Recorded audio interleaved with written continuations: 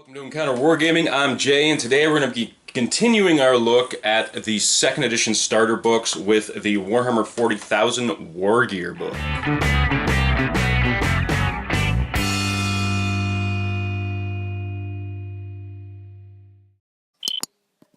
So here it is, the final piece of the 2nd edition starter set, the Wargear Book. So basically what I've showed you guys so far is the core rules. And then we went through the Codex Imperialis, which basically outlined all the army list entries without actually any points or any specifics. It just kind of gave you the rules and what everything was. This book is literally all the war gear for every race. And they don't even categorize it by race. It's just every single weapon that was included in this edition of the game is in this book, which is pretty freaking cool, if you ask me. Look at this artwork. Isn't that absolutely amazing? Just straight out of Rogue Trader. Blood Angels. Awesome. I love taking a look at this old stuff. So let's dig into her. Alright, as usual, we got some cool battle scenes. You can see how silly the the aesthetics were back then. Look at the old Mega Armor orcs. Wild. Now, a lot of the models you're seeing in here are, of course, Rogue Trader models. They improved them later in 2nd edition, like the Orc Dreadnought changed, the Mega Armor dudes changed. I believe the Striking Scorpion stayed the same, actually, and, of course, the Snotlings and other things. So, of course, you know, things evolve over time, but when this book came out, of course, Rogue Trader was, you know, this was straight out of Rogue Trader, so they hadn't advanced much yet, but they did have the new Sweet Rhino, which is awesome. Cool. Over-the-shoulder heavy weapons that they used to have on Space Marines. Awesome. So, the important page, as always, we've got the authors, Rick Priestley and Andy Chambers. Glad to see that. Like I say, Rick Priestley, the father of Warhammer. Andy Chambers, always been involved in the rules as long as I've been involved in this hobby. I keep seeing his name around. I don't think he works for Games Workshop anymore, probably not. And then, of course, 1993, the date. I always look at the date because that tells me what, you know, how old this book is, what time frame it fits in. Now, in this case, we've gone through the other two books in the same starter set, so we know that they're all 93. But if, in the event, I pick up just some random book online or whatever, and I'm not sure where it fits into the whole scheme of things, I at least can look at this page, and that tells me what I'm dealing with. So, let's dig into her. The Wargear of the 41st Millennium in the 2nd edition of Warhammer 40,000. Cool, so they've, instead of categorizing it by race, they've categorized it by the type of weapon they are. So we have hand-to-hand, pistols, basic weapons, which I assume are, you know, just your standard rifles and things like that. Heavy weapons, support weapons, which is really cool, like your heavy artillery, grenades, armor, and random war gear, like extra things. So like you see here, jump packs, whooping hawk wings, meta packs, scanners, servo arms, extra things that don't fit into the other categories. Moving on. So, in this edition, we have a very different weapon profile than we're used to seeing in 40k. In fact, it's actually more similar nowadays in 8th edition to this than it was in other editions. Because, of course, from 3rd to 7th, we basically just had range, strength, AP, and then special rules. Now, we have range, strength, AP, damage, and special rules. In this, you also have the damage. Save modifier will be the equivalent of what is now known as AP, or armor penetration, and then special is the special rules. But range is divided into 4 categories, because you've got long and short range, and then there are modifiers attached to those ranges. So this tells you how many inches it can fire, so it's short range. In this case, a Meltagun, its short range is 0 to 6. And its long range is 6 to 12. Very much like now how it has a range of 12 inches and is more effective at half range. In this case, it has a +1 to hit within 6 inches. always does D6 damage, has a -4 save modifier at strength 8. Pretty much exactly as it is now, except the difference being at short range it does 2d6 damage with no modifier to hit. So obviously they didn't incorporate this into the new edition, but I do like that they brought back damage and save modifiers into the 8th edition. Definitely back to my roots, which is this, 2nd edition. Like I say, I did not play in Rogue Trader, but I do love looking back at Rogue Trader. This is the edition I got into the game. I believe I started playing Warhammer 40,000 in 96? Either 96 or 97. Yeah, that would make sense because I started school in 1990 and I was in grade 6 or 7, so that would actually make a lot of sense. So this edition had been out for a few years. 3rd was shortly thereafter, but I did have a few years there of playing 2nd with my buddies before we switched over to 3rd. So moving on. It's just explaining to you the weapon types, the special rules. A mobile weapon may be coupled to a vehicle provided both models are stationary and within 1 inch of each other. At the end of the movement phase, at least one of the weapon's crewmen or one of the vehicle's crew must be present to fasten the coupling. Once fastened, the weapon is limbered. I see. Cool. In fact, I had quite a few of the orc artillery weapons back in that edition, but I don't remember ever towing them around. I usually just left them there and fired away, right? Now, unlimbering would be, of course, detaching it. Obviously, the weapon is considered to have been moved, and so may not fire. Right. But orky unlimber, so clearly orcs operate differently when detaching a vehicle. This is the unsafe, unpredictable, and generally preferred orc method of unlimbering. It can be attempted by orcs and other races that are only by orcs, not other races that are far too sensible. At any point during the vehicle's movement, a crewman leans over the rear and gives the coupling an almighty whack. The coupling flies out, the weapon bounces d6 inches in a random direction and comes to a halt positioning in a random direction. If the vehicle collides with anything, work out collision damage, blah blah blah blah blah.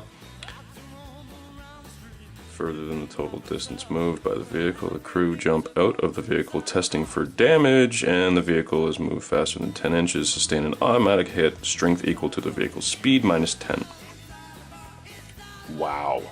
So literally they don't have to stop their vehicles to uncouple their weapons. They just like, pull the pin, see you later. Hey, you grots, go chase that gun.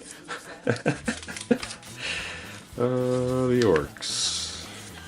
So as you can see, the hand-to-hand weapons, like I say, are just listed in alphabetical order. They're not divided by any specific race. And they've incorporated everything, because we've got banshee masks next to bone swords, next to chain swords, which is wicked cool.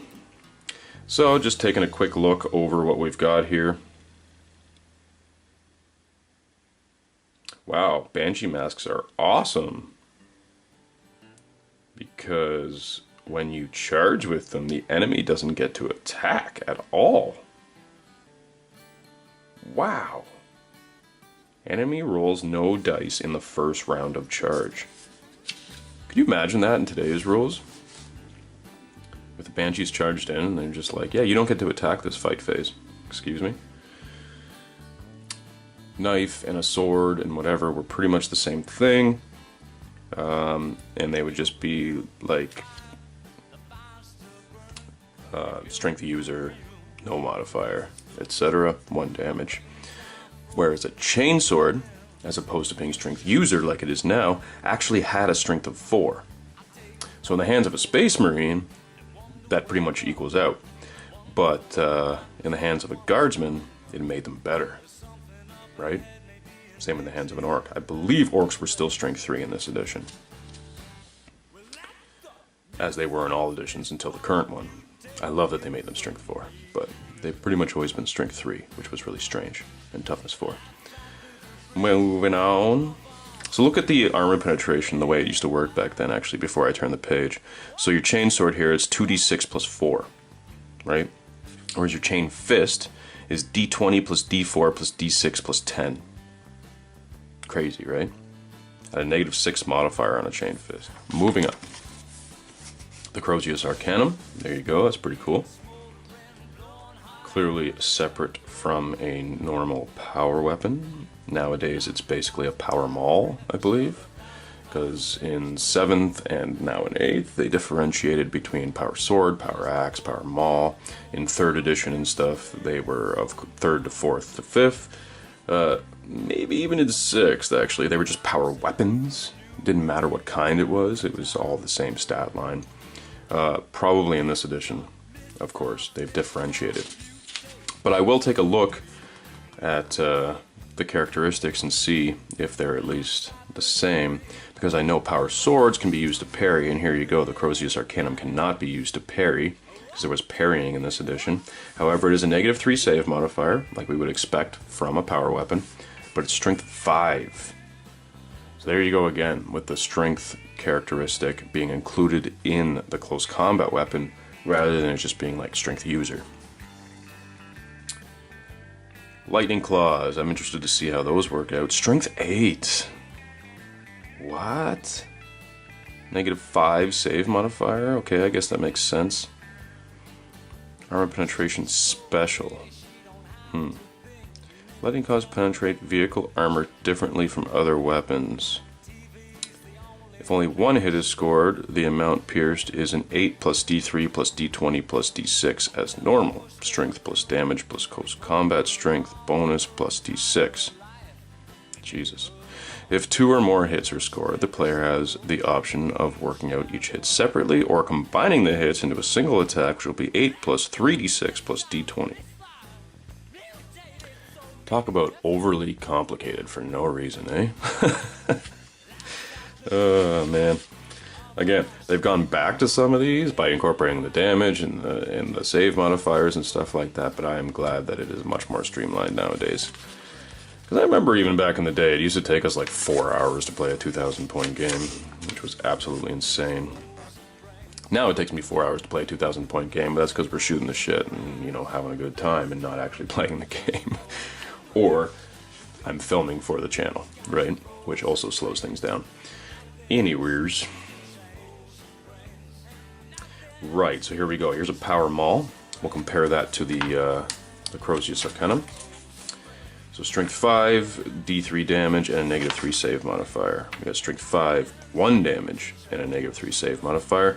2d6 plus 5 for armor penetration. This one has nothing for armor penetration, which is awfully strange.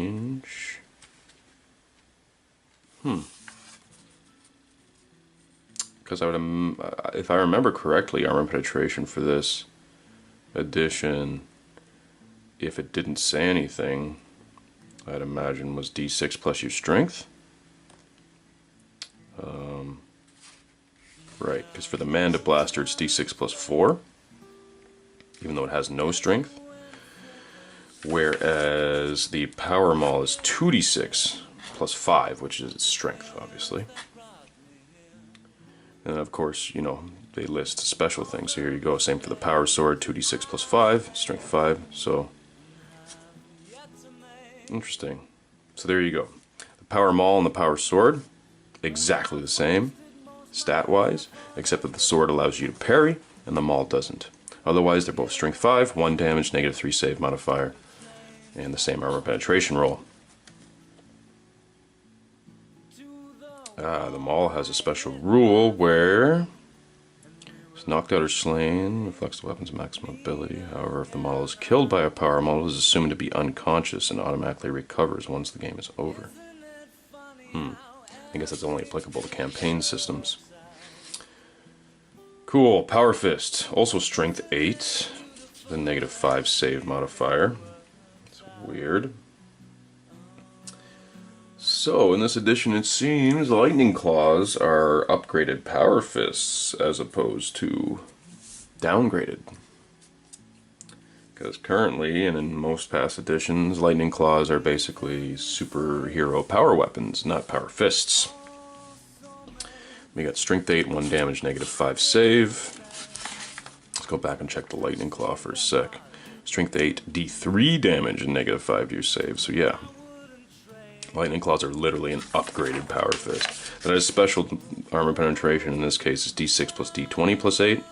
There you go. So instead of just the D6 plus 8, they've added in the D20, showing that a Power Fist can just like punch a hole in some armor. Literally, you're adding 20 to the result, whereas the Power Axe is D6 plus D12 plus 6. Strength of 6, right? Oh, for the two-handed, strength 5. Ooh, that's interesting. Let's check out that, actually. So it's strength 5 if it's one-handed, strength 6 if it's two-handed. With a -2 save modifier for one-handed and -3. But the armor penetration roll is interesting, because this is 2d6 plus 5 for the one-handed. So again, you're sort of sticking to the same thing, just like the Power Sword. 2d6 plus 5. Basically the same as a Power Sword, except for some reason it has less of a save modifier. Unless you have it two-handed, and then it's better than a Power Sword. And it's d6 plus d12 plus 6. So here you have a potential of rolling 17. Here you have a potential of rolling 24. The minimum you're going to roll here is 8. And the minimum you're going to roll here is 7. So that's interesting. Much larger scale, right, on the two-handed. Seeing how this works, right? Swords and other hand arms, there you go. So that's your knife or your sword. Strength plus d6, so there you go, yep. So your basic armor penetration roll is just d6 plus your strength, and then weapons add extra on top of it. We are understanding this edition. This is good. This is taking me back to my childhood. Thunderhammer. Interesting, it does not have a strength listed in its profile. A Thunderhammer has no strength value because this is not required. When a Thunderhammer hits the target, it automatically causes damage, barring the effects of armor. The normal damage roll against a target's toughness is ignored. In the case of vehicles, their armor hull is automatically penetrated by the blow. Wow! Wouldn't that be awesome if Thunderhammers still worked that way? It's like literally automatically penetrated. That is bomb. Like literally, you hit a guy with a Thunderhammer, he's automatically damaged. And does d6 damage with a -5 save modifier. Armor penetration auto. Ha! Wow. Wow. Thunderhammers were king in this edition. Jeez. Look at this cool John Blanche piece right here. Let's just take a minute and gander at that. Sweetness. Moving on to pistols. So here we go, auto pistols. +2 to hit at short range. It's interesting, with a 16-inch range this time. Nowadays they have 12. Bolt pistol also has a 16-inch range. That makes sense, I guess. Obviously, we are dealing with a completely different animal in this edition. So here we go with the hand flamer. This is pretty cool because back then there was actually a small little flame template. You had like the hand flamer one was about that long. The flamer one was our standard one we're used to, about 8 inches. And then there was a heavy flamer one, which was massive. Again, in third, they just changed it to one flame template for all three, which was kind of weird. At the time I was like, huh? Like, how come a hand flamer shoots the same distance as a heavy flamer? And then they just made the characteristics different, right? As far as the strength and the AP and stuff like that. Wow, so they can continue to burn into future turns. That's pretty neat. I'd forgotten that. I'm actually, after going through all this, I'm actually interested to go back and try and play some 2nd edition. I wonder if I can get some people interested in that. If you're out there in the Old Hammer community, I know I basically started these videos for you guys on Facebook, you Old Hammer dudes. If there's any of you out there that live in Toronto that want to play some 2nd edition, I'd be really interested to go back and try out this edition again. So send me a message if you want. Maybe we can do a little flashback video of 2nd Ed. Las pistol. So let's actually compare the Las pistol to the auto pistol, because nowadays they are considered the same thing, whereas in this edition I don't think they were. So we got an 8, 16, yep. They're both +2 at short range, but the Las pistol is -1 at long range. That's interesting. Both strength 3, 1 damage. No save modifier, d6 plus 3 armor. So yeah, they're pretty much the same thing, except the las pistol is actually worse, it seems. Because an auto pistol just hits like normal at long range, plus 2 at short range, whereas this one's -1 at long range. That's real interesting. Plasma pistols we're used to seeing, shuriken pistols we're used to seeing. I'm actually interested in comparing the shuriken pistol to the las pistol. So it's strength 4, with a -2 save modifier. Cool. Otherwise the same as the auto pistol, actually. +1 strength with a save modifier. That's cool. Stub gun. That's interesting. So again, stub gun, las pistol, and auto pistol currently are all pretty much the same thing and have been for many editions. So in this edition, the auto pistol is +2 to hit at short range and nothing at long range. All of them are strength 3, 1 damage, no save modifier. The las pistol is +2 at short range and -1 at long, and then the stub gun is just -1 at long, whereas the auto pistol was +2 at short with nothing at long range. So literally it's like the las pistol is a combination of both, and then the stub gun and auto pistol are like opposite almost. Sorry if that's a little weird for you guys, but I'm just interested to see stuff like that because, like I say, these are all the same thing now and have been since 3rd edition dropped on us, which was a real long time ago. So it's just interesting to see how the mechanics have really changed, how they've streamlined things over the years, and why they would even... I guess they only include them under different names now for fluff purposes. So web pistol, there's something that's slowly making a return, especially with the Gene Stealer cults. We're seeing another cool John Blanche artwork here with the Gene Stealer cults. Webbers basically disappeared out of the game, and then now they've brought them back with the Gene Stealer cults, which I love. I think that's so awesome. Moving into basic weapons. Auto gun, auto launcher, grenade launcher, bolt gun. These are your standard weapons. What is an auto launcher? Crack grenade, frag grenade, blind grenade. Sounds like a grenade launcher. Vehicle mounted weapon using close defense for laying protective smoke screens. So these are your smoke launchers. That's interesting, eh? So in 3rd edition they just made it so it can like pop smoke around the vehicle. And it would decrease your damage when shooting at it.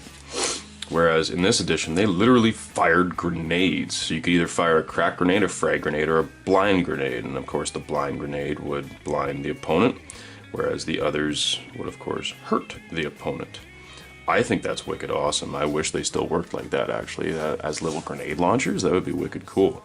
Whereas the auxiliary grenade launcher is the one you hold and fire. Same thing, fires crack or frag. I guess it couldn't fire blind grenades, but you could, you had units that could throw blind grenades. It's interesting to note, though, that the auto launcher automatically hits, but it only has a 6-inch range. That's pretty cool, actually. I find that really cool. It's like literally, like somebody's approaching your tank. It's like, oh crap, fire the auto launchers, and like a bunch of frag grenades land on their heads. Awesome. Bow and crossbow. Huh? You do not... These are gone. This does not exist in 40k. There is no such thing as a crossbow in 40k anymore. Again, as I've said in the past, especially with Rogue Trader and stuff like that, it was literally a step out of Warhammer Fantasy. They literally took Warhammer Fantasy and put it in space. So they still wanted to include everything that was in Fantasy, like as far as the weapons, and then add on futuristic weapons. Because there's no reason... Really, I mean, logically, there's no reason there wouldn't be medieval weapons in the 41st millennium. But of course, from 3rd edition onwards, excuse me, they really made an effort to separate Warhammer 40,000 from Warhammer. Bows and crossbows, I assume they just included, because like I've showed you guys in the Codex Imperialis, you could have things like Chaos Warriors and Beastmen and stuff like that in your Chaos armies, which again were really meant for Warhammer Fantasy, but Chaos of course crosses over both games, and I guess they really wanted you to be able to use your models in both games, which was kind of cool. So I'd imagine they've included bows and crossbows and stuff like that, so that those models could still be compatible with the Warhammer 40,000 gaming system. And of course, if you're at this point, all the armies people would have would be Rogue Trader armies, so of course they're trying to bring them over. Death Spitter, their standard Tyrannid gun. And here we go with the Flamer, as you can see here. Very similar chart to the Hand Flamer, of course. You have to see if the thing if the unit ignites or not, and then it stays on fire, and you roll on this table until it goes out. But you can see here how that Flamer template compared to the other one. If I can just flip back for a second. Bam. Do you see this little guy? And then that. So that's our standard flame template that we're used to. Now, of course, there is no templates in the game anymore, but there still is in 30K, and this is or in Horus Heresy, and this is the standard flame template that we're used to. Hopefully we'll get to the heavy flamer soon, and you guys will see that it's even bigger, which is wild. Cool, so there's your flesh borer. Graviton gun, this was something I didn't think even existed, grav guns. They showed up in, was it 6th? Late 6th? They showed up in the meta, and people were like, grav guns, where the hell did that come from? And personally, I thought it was something new that they had just come up with. Now, looking back at this stuff, looking at the other books too that we've seen so far, I was interested to see the grav guns. It did exist back in the day. So it's not that Games Workshop is creating new things. Like the Adeptus Mechanicus seemed to be a new army added to the game. They weren't really, because they did exist in Rogue Trader and they did exist in 2nd edition. But for some reason were removed in 3rd. Same with the Gene Stealer cults. The squats have just been erased completely. I mean, I pray that one day they'll reignite Space Dwarves, but I highly doubt it's going to happen. It's a project they've abandoned long ago. But long story short, they are not really bringing new things into the game as much as they are resurrecting the old stuff that they had taken out. This is interesting. A hand bow. Which I guess is like a miniature crossbow. I think it'd actually be a bigger crossbow if it was in this section, because these are your rifles, whereas the other section was our pistols. Let's read this and just see what... A hand bow is a pistol version of a crossbow. There you go. That's kind of weird. Although an arrow can pierce flesh, even thin armor, it's relatively useless against efficient armor, thick vehicle hulls. To reflect this, the armor penetration value of the vehicle is always D6, although there is no armor save modifier given for hits against armored troops. Any target which has a 4-up save automatically has its saving throw increased to 2+ when it's hit by an arrow. I believe that was the same rules we saw on the bow. So there you go. So there is such things as bows and stuff like that. There's the difference. It's strength 4. If I'm going to go back and look at... Oh, no, the bow and crossbow were in this section. Yeah, they're strength 3, the crossbow strength 4, but it's got a range of 32, whereas this guy's got a range of 16, so there you go. It's literally just a half-range crossbow. D6, D6, D6. And normally, like I said, it's D6 plus strength. This is not even D6 plus strength 4. It is literally just D6. So, yeah, considering the lowest armor value on things in this edition, if I remember correctly, was armor 10, there is no chance you could penetrate any armor with that. So, yeah, moving on. Lasgun. Hey, look at the silly lasgun. Now, the appearance of the weapons that you're seeing here, the aesthetic is from Rogue Trader. I mean, it really is. Later on in this edition, of course, they changed a lot of the model line. The Imperial Guard, the Space Marines evolved. They didn't evolve the Orcs until 3rd, but the weapons definitely changed. Lasguns did not look like that later on in 2nd Ed. Once they started to release the pewter Imperial Guardsmen, they had the lasgun very similar to the lasgun we're used to seeing now, with, you know, that looked more like a rifle. Some of these weapons you're going to look at and be like, that looks ridiculously silly. And here we go again with the medieval type weapons being incorporated into Warhammer 40,000. We literally have rules for muskets. Cool. Ogren Ripper Gun. Only strength 4, which is interesting. But it uses 2 sustained fire dice. Those are those red dice I was talking about with you guys before. Cool. Some fluff. I'll skip over that just because we don't have time today to be reading fluff. I want to show you guys the rules for these weapons and show you the insides and outs of this book, just to not only give you some blast from the past, but so that we can understand the evolution of this game. I mean, the reason I'm doing this is not only just for nostalgia reasons, but also so we can understand the evolution of the game, because I'm going to go through most of the second edition books with you guys eventually, through these Relics of the Dark Age videos. So hit subscribe if you like what's going on here, and then we're going to keep going forward. So we're going to go into third, we're going to go into fourth. I'm going to continue to pull out these relics, and we're going to continue to look at them. So today, I really want to show you the second edition weapons and how things worked back then, because we'll see when we hit the third edition stuff how much it's changed. There you go. So you look at the silly aesthetic of the plasma gun, how it gets fatter as it goes up the barrel. That was the way the Rogue Trader plastic plasma guns looked for the Space Marines and the Orcs, and for everybody else. Probably just those two races, actually. Humans and Orcs could use them. I guess Squats too. And then even in second edition, they changed the look of the plasma gun to look more like our plasma guns that we see now. In fact, it pretty much was. It was just more round, whereas today they're like more boxy. Shotgun, cool, something we don't see enough of in the current edition. Now, a shotgun in today's edition is like an Assault 2 las gun that has half the range. In this edition, you have 2 different slugs you can fire. One is a solid slug at strength 4, which does d6 plus 4 armor penetration, of course, but is -1 to hit at long range. And here's something to note: most of the weapons, the long range is half or greater. In this one, the short range is 4 inches, and its long range is actually all the way to 18. So they're really effective, I guess, at 4 inches. But once you get over 4 inches, you're looking at -1s to hit. However, yeah, I guess that applies to both shells, because I'm going to say it doesn't say anything down here, but I guess that it doesn't say anything for the range either. So clearly that applies to both shells. So you have a Scatter 3, which has a 1-inch blast area. So here's another thing with the templates. In second edition, there was a 1-inch template, which was like literally like that big, and then the standard 3-inch that we're used to, the 5-inch, of course, the ordnance template that we're used to. Those are the two that they kept, and they got rid of the little guy for whatever reason.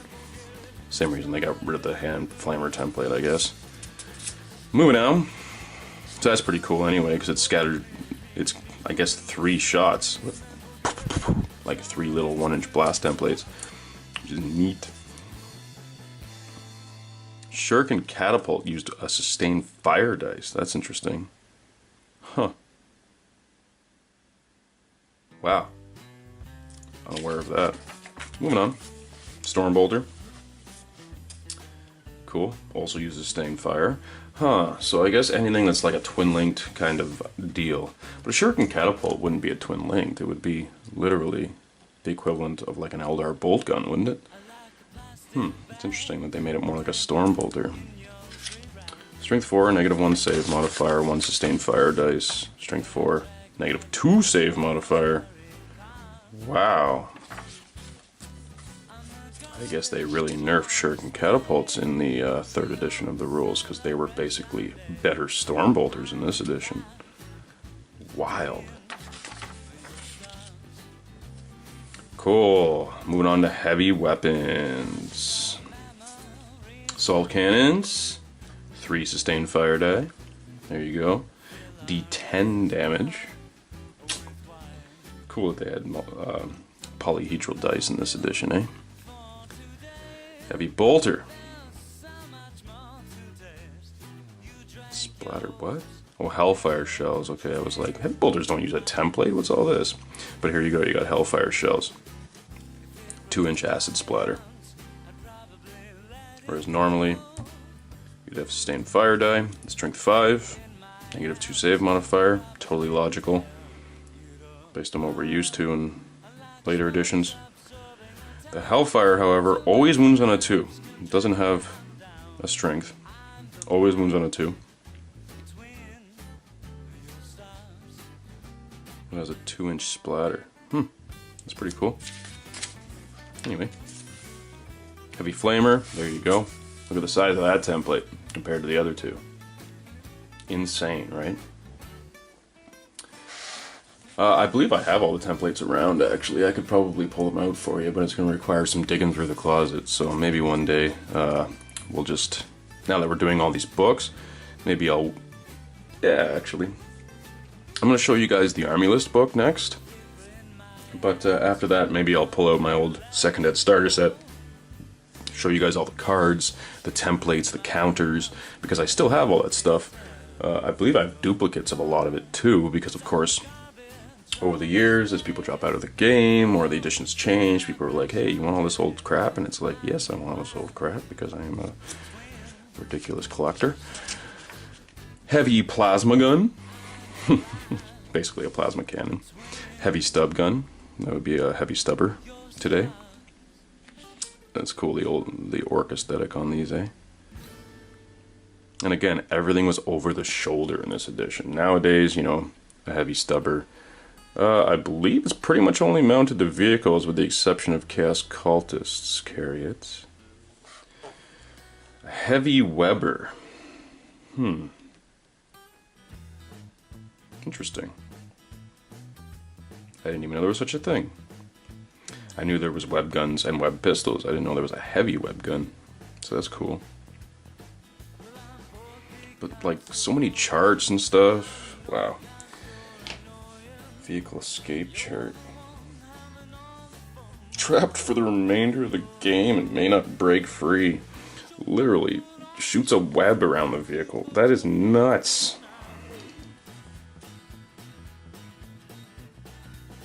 Las cannon. See the silly aesthetics. Missile launcher. Look at the missile launcher. I like how in Horus Heresy they sort of made the missile launchers look very similar to this, like the Rogue Trader stuff. It was neat how they did that. How they kind of brought a new aesthetic, but also harkened back to an old aesthetic, the Rogue Trader aesthetic. I thought that was kind of neat. So yeah, frag missile, melt missile, blind missile, anti-plant missile. That's pretty cool, eh? You could take out terrain features back then. Plasma missile. That's neat.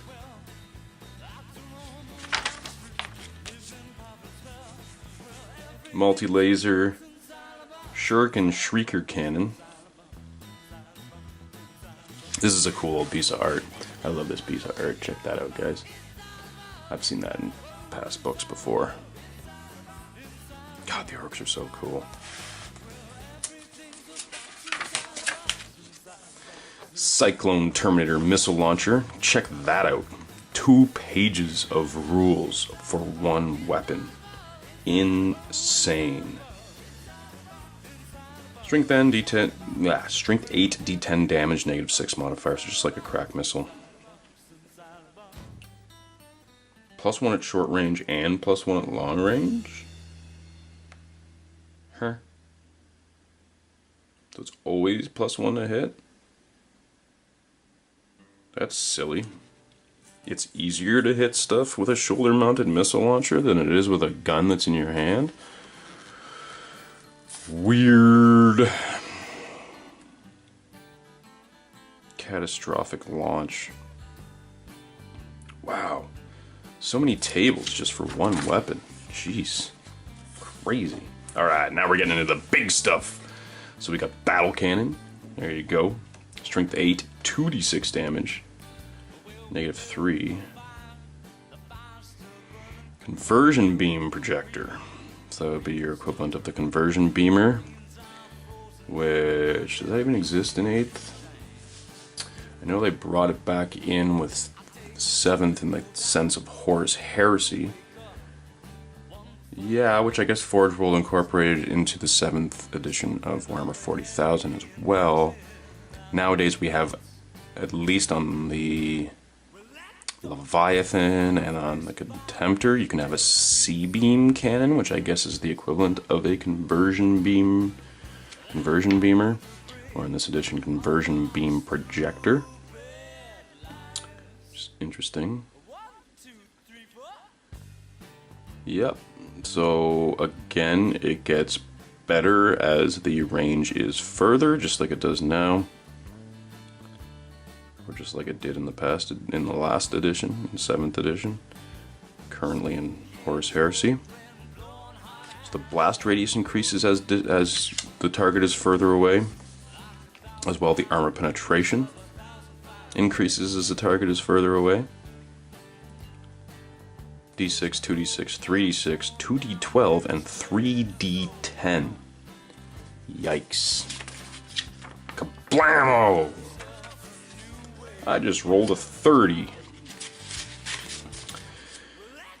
Distortion cannons on anti-grav platforms, cool. Again, they've mixed all the races together. They're just literally going in alphabetical order.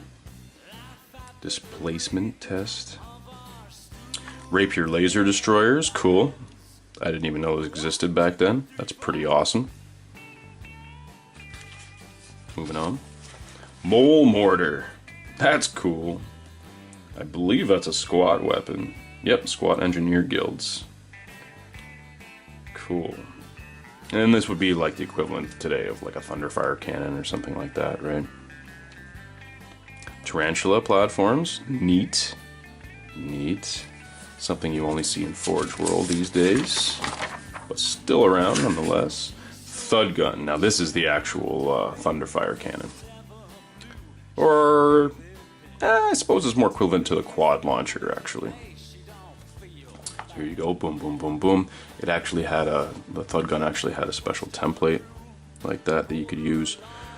Or you could just use the small template and scatter it with the scatter die. But it had numbers listed here. Obviously you roll a d12 to see where the next one's going to come off. There you go, d12, you got a 3, a 2, and an 8. So it goes boom, boom, boom. Pretty cool, right? And again, pretty much 2 pages of rules for one weapon, which is insane by today's standards. And moving into grenades. So here we go, as I was saying before, anti-plant grenades. That's pretty, I think that's wicked cool, because that literally means like if the dudes hang out in the forest, you can like delete the trees from the battlefield. So that's so cool. Blind grenades, literally just smoke. Choke grenades. Unaware of this. 1.5 inch radius, so that would be a small blast template, a 3 inch template. Choke test.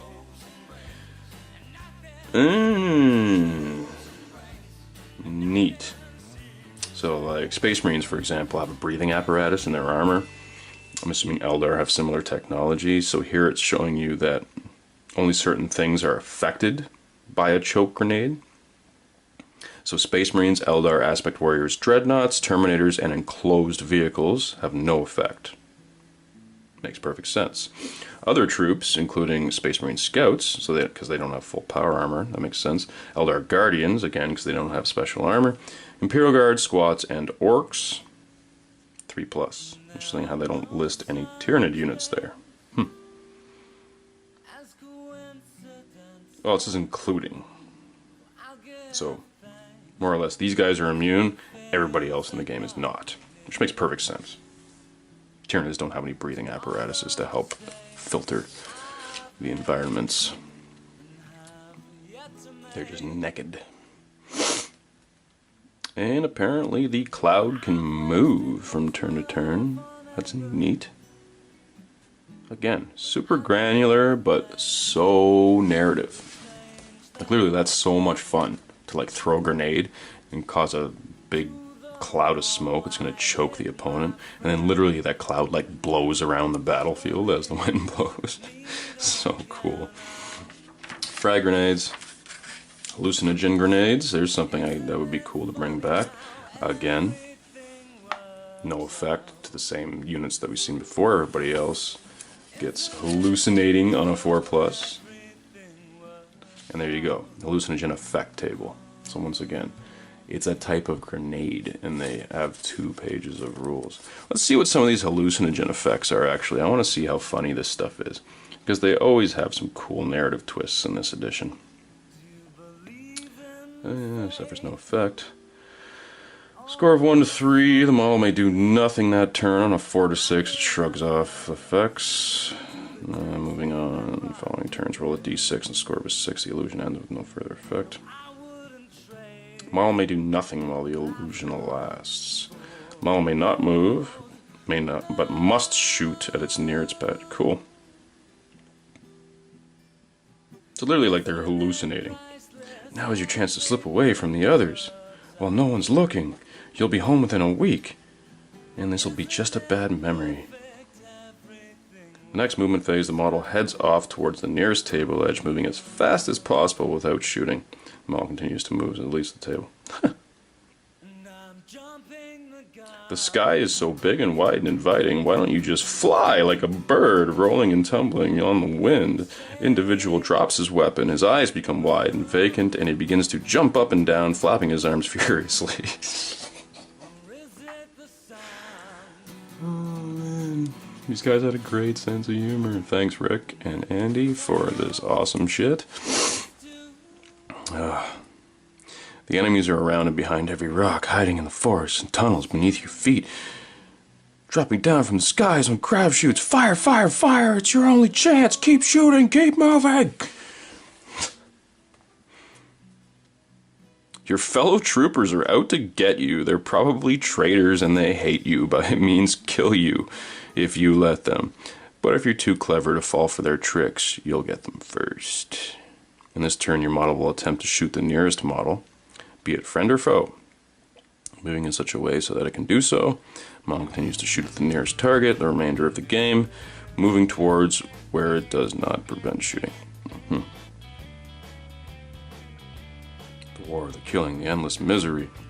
Chronically depressed, the trooper sits down upon the ground, oblivious to everything around him. On a 10, suddenly it's also clear, the fighting, your fellow troopers, everything, it's also funny, nothing matters anymore, and it's a huge cosmic joke. You begin to laugh. During the movement phase, the model moves as fast as possible in a randomly determined direction, screaming hysterically and gesturing insanely at the nearby troops. The model continues in this fashion until it leaves the table and can do nothing else. Oh, it's so good. They really need to bring that stuff back into the rules. Hell, I might even write some house rules for stuff like that. That is so funny. Hallucinogen grenades.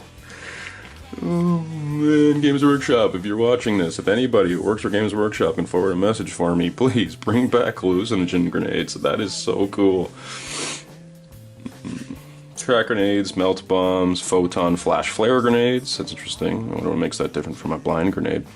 Plasma grenades and rad grenades.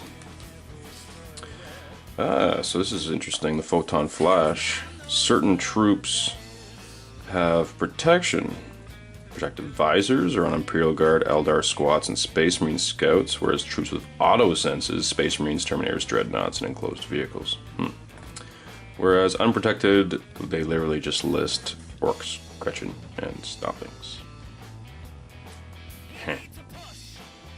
Now again, in this edition they incorporated the pewter Imperial Guardsmen, so they didn't have the visors, but the Rogue Trader ones did. So I guess they're just classifying all Guardsmen as having visors,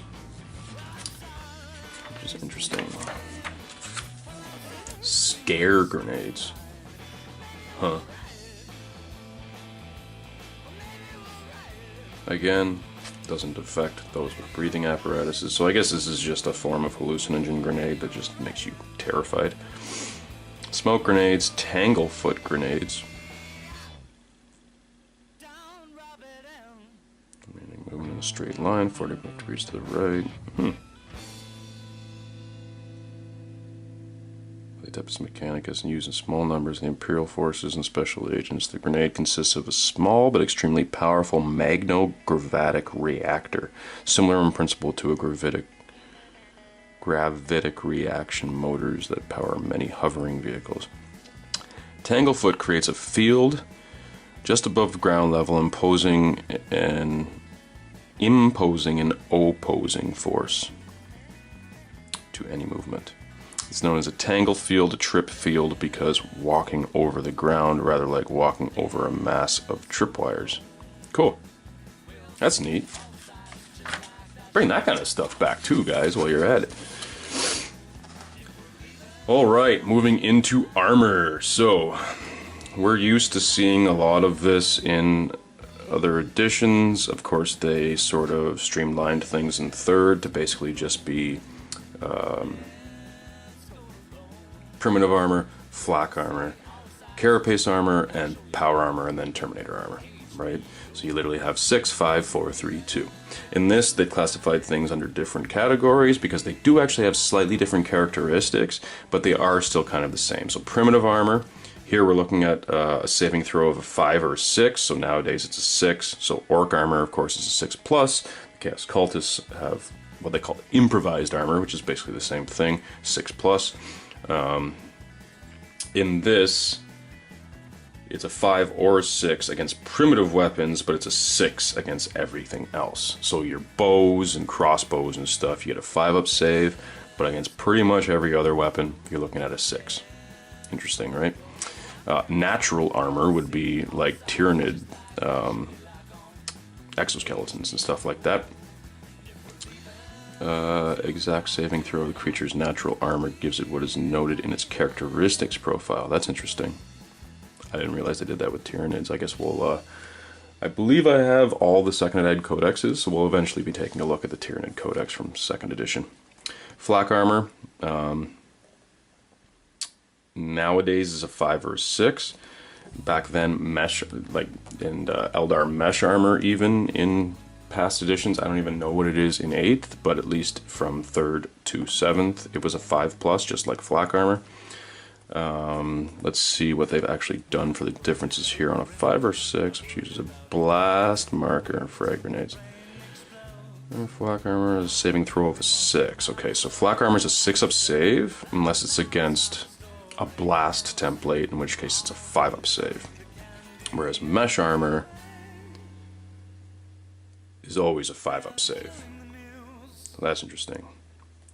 Carapace, of course, is a 4-up save. We're used to that. Heavy armor is a 4-up save. And just skimming over quickly, it doesn't seem to be a difference actually between heavy armor and carapace armor. Yep, they're both just 4-up saves, no other specialties. Aspect armor, however, gives you a saving throw of 3+, 4+, 5+, and so on. So it's a 3-up armor save on aspect armor. It's interesting. Depending on the type of aspect armor. Oh, so some of them give a 3+, some of them give a 4+, some of them give a 5+, and I guess that would depend on the unit. So I would imagine things like Howling Banshees and stuff would have lighter armor than, say, Dark Reapers. Eldar Rune armor. Saving throw of a 4, 5, or 6. It's not affected by modifiers. That's interesting. Wow, a 4-up save. It's literally an invulnerable save, I guess. 4-up regardless of what weapon hit them. Even the ravening energies of a las cannon and plasma weapons can be diverted by rune armor. That's cool. Power armor, standard 3+ save. Hollow suits. So this is on the Harlequins. Hollow suits work target harder to hit. All shots fired at a model equipped with a hollow suit have -1 in addition to their normal to hit modifiers. Excuse me. A little gassy today. If the model hides, it can only be detected. Troops moving within their initiative distance of the position may see the hiding model. Will only detect him rather than spot him. Okay, we're gonna have to go back to the rules to see what the difference there is, but anyway, that is what it is. In hand-to-hand, they're extremely difficult to locate the opponent in a hollow suit amongst the shifting cloud of colors and shards. Hand-to-hand opponents must roll 2d6 and the score equal to or less than the leadership characteristic or suffer a -1 weapon skill penalty. Test before the attack dice are rolled in each hand-to-hand combat phase. Makes sense. Exclusive to Eldar Harlequins, deadly warrior dancers who combine the art of war and a lethal performance on the battlefield. Hollow fields that mimic the effect of a hollow suit are fitted with some Eldar vehicles and Eldar Titans. Okay, so it's not actually armor, it just provides a -1 to hit, unless -1 to hit from shooting or combat, unless in combat you can roll a leadership test and pass. Cool. Tactical Dreadnought Armor. Right. 2d6 rather than d6. I remember this. Right. It was a 2-up save on 2d6. So in 3rd edition, they made... Obviously, they brought in the AP system, right? So there wasn't save modifiers. So they made it a 2-up armor save with a 5-up invulnerable. In this edition, it was a 2-up armor save on 2d6. So literally, if you were shooting at a Terminator with a weapon that didn't have a modifier, they just automatically pass their save. Because the lowest you can roll on 2 dice is 2. Right? But yeah, so no 5-up invulnerable, just literally 2d6. 2-up on 2d6, sorry. Now, Squat Exo Armor is a 4-up on 2d6. Ooh, that's interesting. I thought Exo Armor was Terminator armor, just on the little guys instead of on the big guys. Apparently it's a 4-up on 2d6, that's interesting. So now we're going to get into invulnerable saves. And we're used to hearing these words. We've got Refractor Field, Conversion Field, Rosarius, a Displacer Field, which I don't think exists anymore, and then other power fields. Yeah, so I'm pretty sure that's the same as it is. Yep, you got 5+, 4+. Chaplain bears simple soul armor, general field operation according to rules given above. So yeah, a Rosarius is just a conversion field. Displacer field. Ooh, a 3+? Wow. And other power fields always succeed on a 2 or more regardless of the save modifiers. Wow. 2+ invulnerable save. Could you imagine that? I don't even know if anything in the game has anything like that anymore because that's just super cheese. Okay, so now we've got shields. Front body block and deflect blows. Shields must be grasped in one hand, the combat weapon in the other hand, and protection afforded by a shield only applies to the forward 90-degree fire arc. Ooh, that's interesting. Primitive shield. Saving throw of a 6 against primitive weapons. Other armor is worn, adds +1 to the model's armor save. Makes sense, just like in Warhammer Fantasy at the time. Storm shields. Which are now, what, a 3-up invulnerable save or something like that? Energy receives an extra armor save of a 4, a 5, or a 6. Hand-to-hand combat damage from the model's front. The saving throw ignores normal save modifiers and therefore offers a save even against weapon. Yeah, so it's basically just a 4-up invulnerable save. Suppression shield. Automatically inflicts a strength 3 hit on opponent when it charges into hand-to-hand combat. Ooh, that's pretty cool.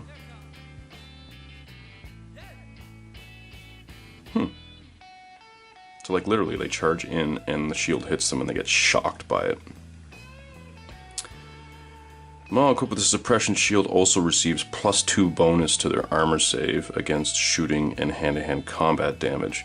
Suppression shields are used almost exclusively by shock troops, like the Adeptus Arbites. Cool. Alright, now we got some cool random war gear, some bionics. Right, so now we're getting into the Wargear cards. So different bionic parts do different things. It's just what they're telling you here, and that's all listed on the Wargear cards. Which, yeah, so I guess I will get into that with you guys. I wasn't going to, but now I've decided I will. So after I show you guys the army list book and you get to see all the actual point values and everything for stuff back then, I will go through my I have all the old Wargear cards and strategy cards and all that stuff in binders and those nice little card pockets. And then I have the second edition box, which I literally just a box full of templates and counters. Combi weapons, neat. So yeah, a twin bolter just counts as a storm bolter. Otherwise you have a bolter flamer, bolter plasma gun, and bolter melt-a-gun. Model arm of the combi weapon fire either one or both barrels of its weapon in the shooting phase, much like you can today. But now in 8th, we're looking at -1 to hit. What do we got here? If both weapons are fired together, they must be fired at the same target, and a single d6 roll is made to hit with an additional -1. Okay. So you're only rolling one hit roll for both weapons, which is interesting. So nowadays you can fire both at a -1 to hit, but you obviously roll for each weapon separately. Whereas this, you're rolling one die to hit and both hit, kind of thing, with a -1. So that's neat. Again, there are elements of this 8th edition where they are harkening back to the old school way of doing things, but also providing a new streamlined system for us. Friends on. There's something that you only see in the Forge world nowadays. Again, I could give my Renegade Ogrins Friends on dispensers or whatever so they can beef up before a combat. And yep, same thing, so it beefs up your characteristics, but you can get hurt. First roll a d6. On a 1, the model suffers d3 wounds. Friends on is used extensively among penal legions, Imperial Guard, criminals, cutthroats, murderers, social transgressors. Friends on dispensers permanently attached to the troops controlled via closed channel communicators operated by tech priests and adeptus mechanicus. Interesting.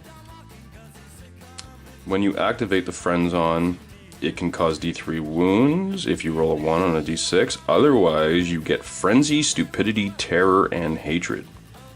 Wow. A rather long explanation of jump packs here.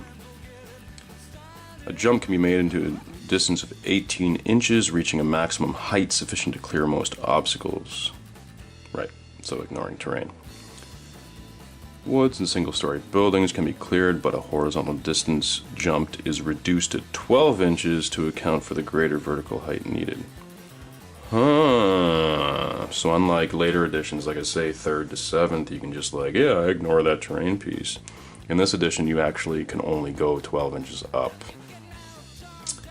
That I like, that I wish they had kept. Because, you know, you have this giant mountain, let's say, in the middle of the battlefield, and somehow a jump pack trooper can just, like, fly over it with, as if it's not even there. Vertical distances should count, too.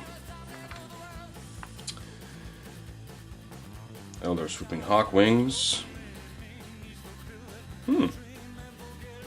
Clearly work very differently than jump packs.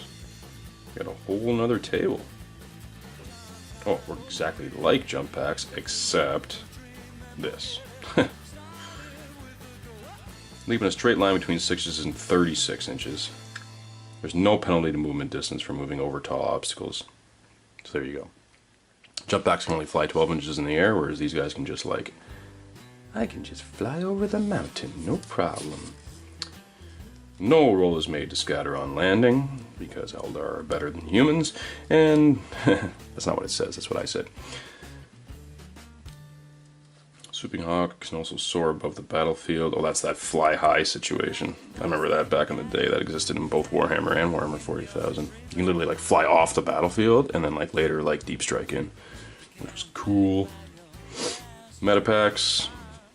I probably don't need to go through that. Again, much more granular way of just like healing models. Scanners, servo arms.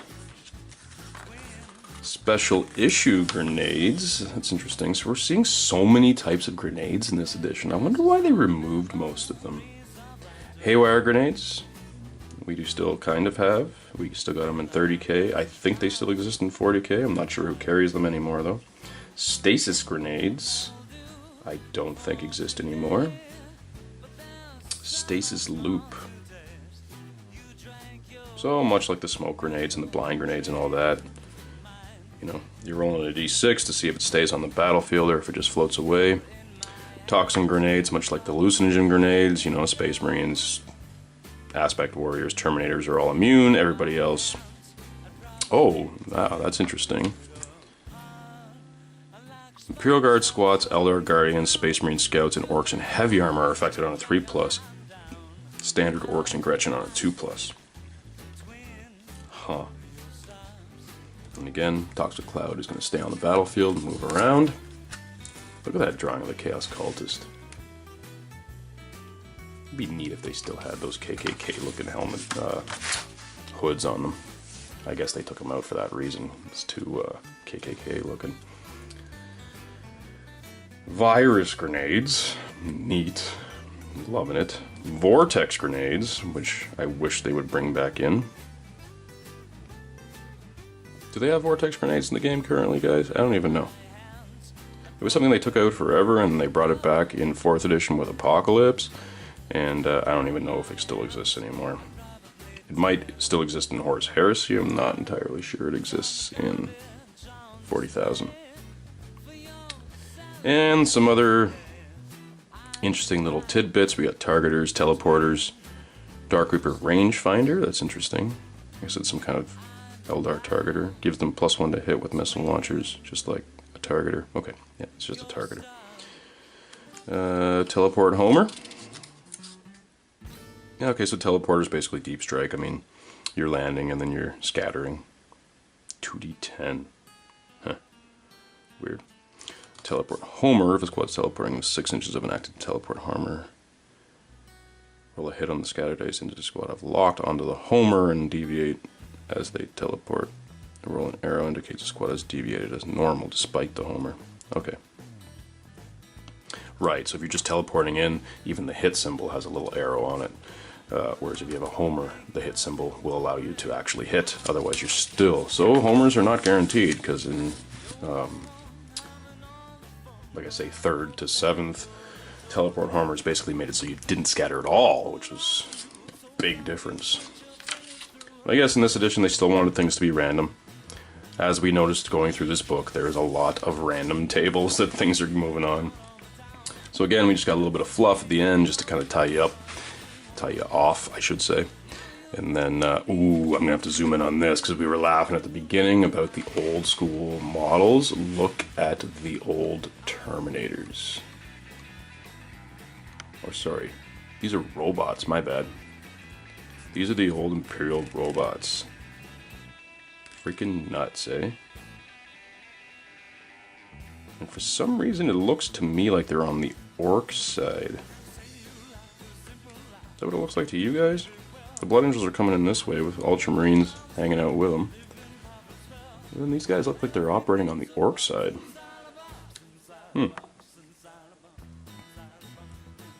I know Orcs could ally in this edition with Ogrins, and they could loot certain things from the Imperium.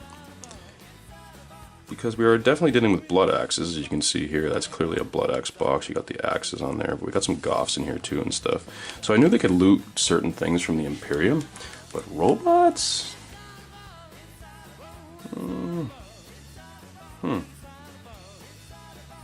Ultramarines and Blood Angel Space Marines in combat with an Orc Warband. Anyway, those are silly looking models.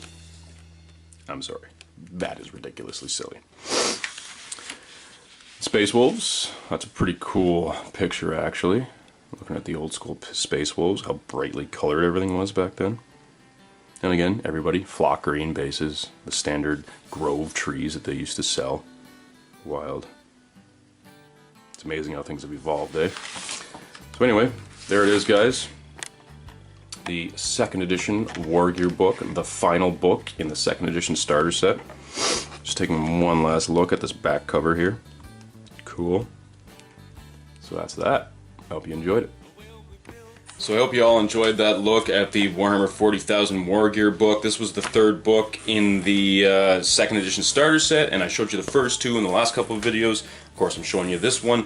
That's basically it for the starter set. Like I say, I'm going to show you guys in the future, in the next video actually, I'm going to show you guys the Codex army lists, so you guys can take a look at all the armies that were included, their points values, and all that stuff. I think this came in the second edition starter set with the other books. It's just not really as detailed as the other books. As you can see, it's very thin. It's kind of a pamphlet. It's literally just a list of every unit in the game, because like I say, they really changed the game a lot from Rogue Trader to second, and so they had to include everything. The same way they did in third, they included everything in the starter, and the same thing they're doing now in 8th. They gave us all the indexes so that we could get started without having to release individual codexes quite yet. But as you can see here, I have all the second edition codexes, so we will be going through them eventually, so stay tuned for that.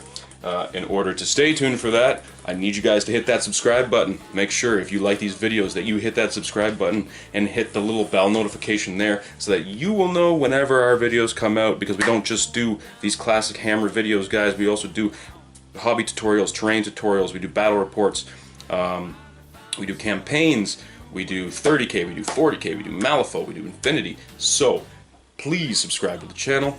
Also, if you really like what we do, go to the description below. Down there, there's a link to our Patreon account, and for as little as $1, you get all kinds of extra video content. You get these videos, our normal Tuesday, Thursday videos early, as well as a bunch of other bonus videos that we constantly release. We, for example, will give you our Twitch stream that you can only catch right now live. We give those to the patrons later, so if you want to watch, if you didn't catch those at the time, being a patron gives you the advantage of being able to watch the live streams whenever you want. Also, another example of bonuses that you get 10% off thewarpainter.com. Great Canadian retailer of paints and brushes and other gaming supplies. So he's got Vallejo, he's got Scale 75, he's got Broken Toad, all those cool things, and being a patron of ours gets you a perpetual 10% off that website. So, you know, forget going to the store to buy your brush, buy Canadian, and it'll be mailed right to your door, which is awesome, and being involved with us gets you 10% off all the time. So that's wicked cool. So please, check out our Patreon campaign.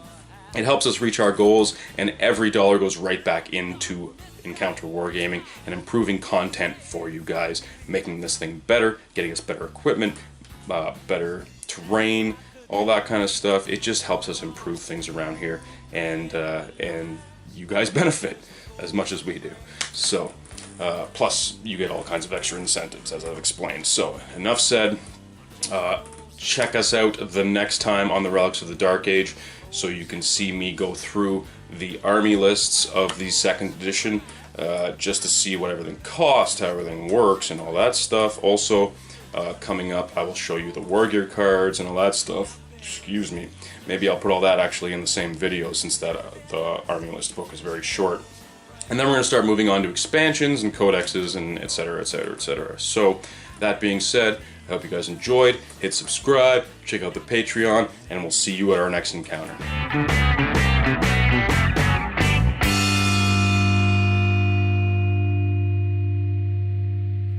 Like a monkey in a rocket on his way back home. Okay.